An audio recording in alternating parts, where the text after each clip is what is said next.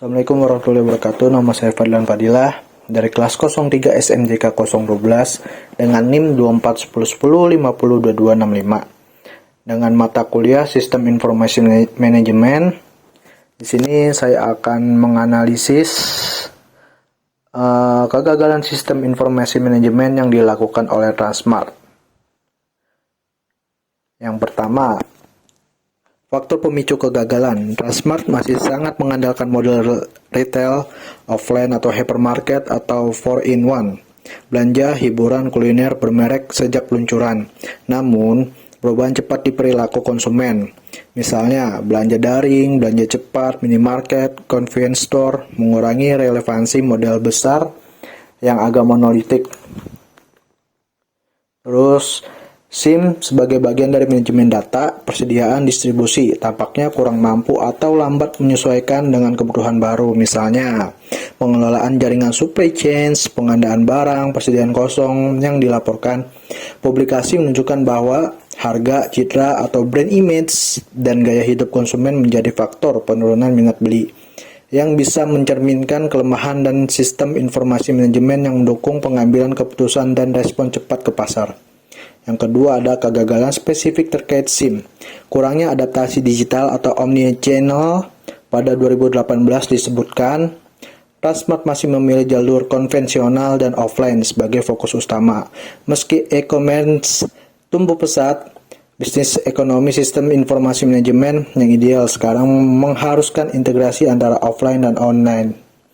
Persediaan tidak dapat dan pengelolaan rantai pasok. Ada laporan barang kosong di gerai dan gerai yang di dalam mall dianggap sulit untuk dikembangkan secara konsep 4-in-1 karena area terbatas. Bisnis ekonomi plus 1 ini bisa menunjukkan pada kelemahan sistem informasi, persediaan, dan distribusi. Pengambilan keputusan strategis yang terlambat atau kurang responsif.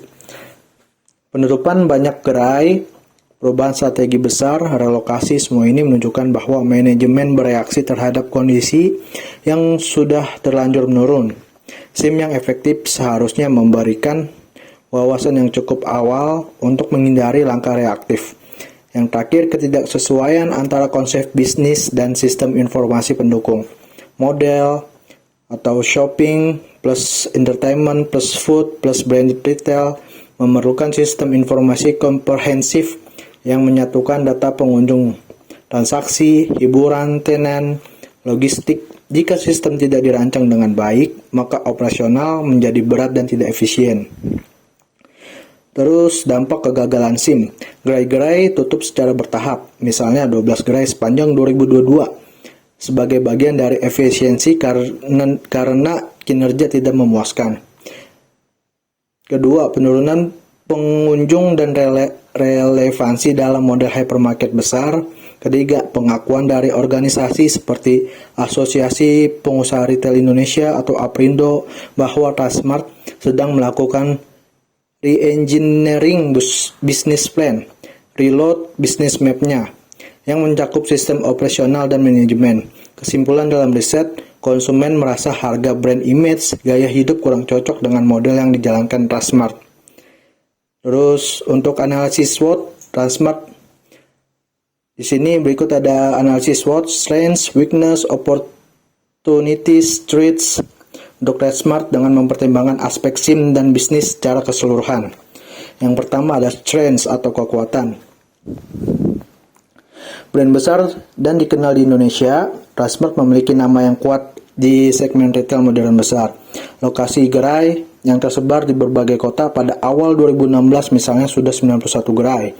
Konsep 4-in-1, belanja, hiburan, kuliner, retail bermerek yang menarik jika dikelola dengan baik. Peluncuran awal dilakukan di lokasi besar.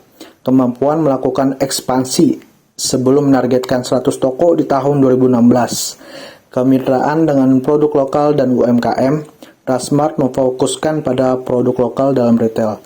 Weakness atau kelemahan. Sistem informasi dan operasional yang belum sepenuhnya siap untuk model bisnis yang berubah cepat seperti digital atau online atau omnishop. Terus model bisnis yang besar dan kompleks sehingga biaya operasional tinggi dan adaptasi lambat.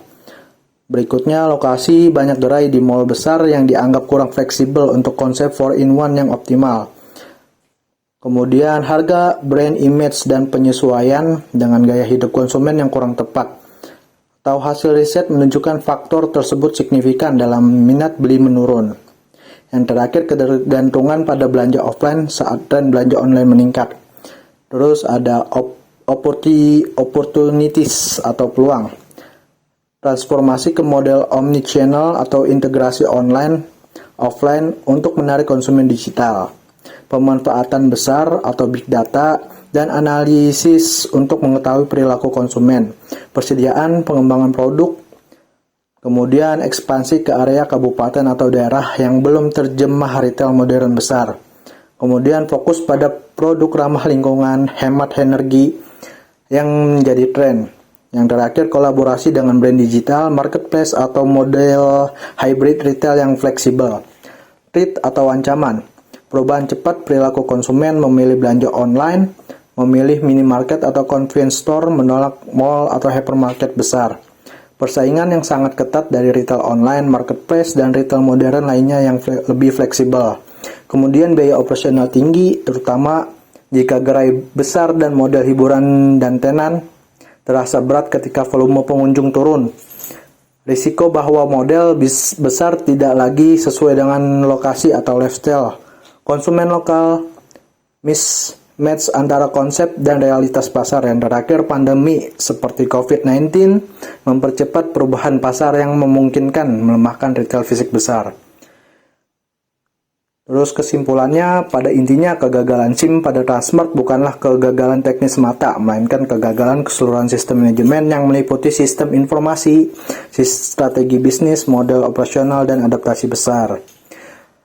Terus yang kedua, Transmart memiliki kekuatan besar dan brand yang dikenal, namun sistem informasi manajemen yang mendukung operasional dan strategis bisnis belum cukup tangguh untuk menghadapi perubahan cepat di industri retail. Dengan memanfaatkan peluang atau transformasi digital atau ekspansi ke daerah, produk ramah lingkungan, dan memperkuat kelemahan atau meningkatkan sistem informasi, adaptasi model bisnis sambil mengantisipasi ancaman, Transmart masih bisa melakukan turnaround.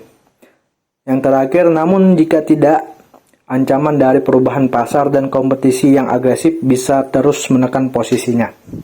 Sekian, terima kasih. Assalamualaikum warahmatullahi wabarakatuh.